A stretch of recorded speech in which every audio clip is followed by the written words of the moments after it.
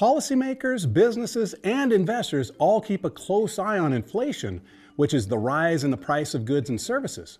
A little bit of inflation is usually a sign of economic growth, while too much inflation can hurt the economy. With millions of goods and services bought and sold every day, how do we know how inflation affects the whole economy? That's where the inflation indexes come in. Inflation indexes gather price data from various sources across the economy and compile them into one number to give a snapshot view of how much things cost and how those costs are changing over different time periods. Seeing how much and how quickly prices are rising or falling can tell you a lot about economic growth, or the lack thereof, that drives financial markets and can impact your investment strategy. There are three main inflation indexes that we'll focus on, which are best known by their acronyms: the CPI, the PCE, and the PPI. Each one is compiled differently and has a different purpose. Let's start with the Consumer Price Index, or CPI. The CPI is released by the U.S. Bureau of Labor Statistics, or BLS, every month. Simply put, it's a measure of Americans' purchasing power and is used by policymakers to understand the cost of items over time. To calculate the CPI, the BLS creates what's called a basket or collection of goods and services representing things the average American buys. In fact, it keeps an eye on the prices of tens of thousands of products and services like housing and food, which are weighted and incorporated into the basket based on their estimated usage. When the BLS publishes that basket pricing info each month, it can be compared to previous months or years to get an idea of how prices are changing or the percentage they're increasing. For example, the CPI in October of 2023 was unchanged from September of 2023 and up 3.2% year over year, which beat Wall Street projections and caused a stock market rally because it signaled an easing of inflation pressure. CPI also plays a couple other roles, like helping determine increases to government benefits like Social Security and food stamps.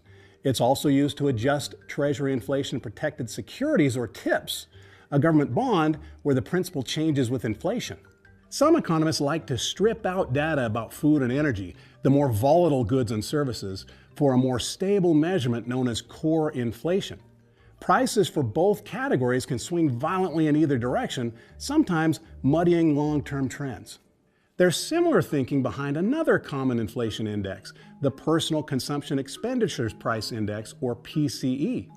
The PCE is released monthly by the Bureau of Economic Analysis and is similar to the CPI in that it measures the price that consumers pay for goods and services. The distinction is that it weights the categories that comprise it differently. Where the CPI checks in on 80,000 products, the PCE includes additional data like spending by the government and employers, representing closer to 100% of the U.S. economy. As a result, the PCE weights the categories of its basket differently than the CPI. The extra data going into the PCE is why it's considered more accurate than the CPI. It's also why the Fed uses the PCE as its primary inflation metric when determining monetary policy. The Fed has a target inflation rate of 2%, which is considered a stable level in terms of economic growth and price stability. While PCE data from 2023 still showed price in an upward trajectory, the monthly percentage change was more in line with historical averages, especially when compared with the drastic swings during the pandemic in 2020. While the consumer spending that the PCE and CPI track is important, the cost to producers of goods and services is also significant for inflation. That's what the Producer Price Index, or PPI, tracks.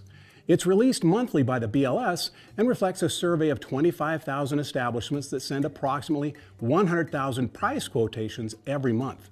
PPI compares that data for the current year against a baseline year in order to give a measurement of how it changes. The information is useful in a lot of ways. Producers can compare prices of a given product or industry to inform their pricing strategy. It can also be used to foreshadow price changes for consumers. The assumption being if producers are paying more for wholesale goods, they'll likely try to pass those increased costs to consumers. The government uses the PPI to inform its monetary and fiscal policies aimed at limiting inflation.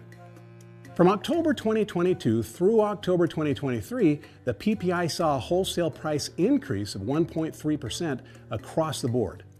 It was a drastic improvement from March 2022 when headline PPI saw a wholesale price increase of 11.7%.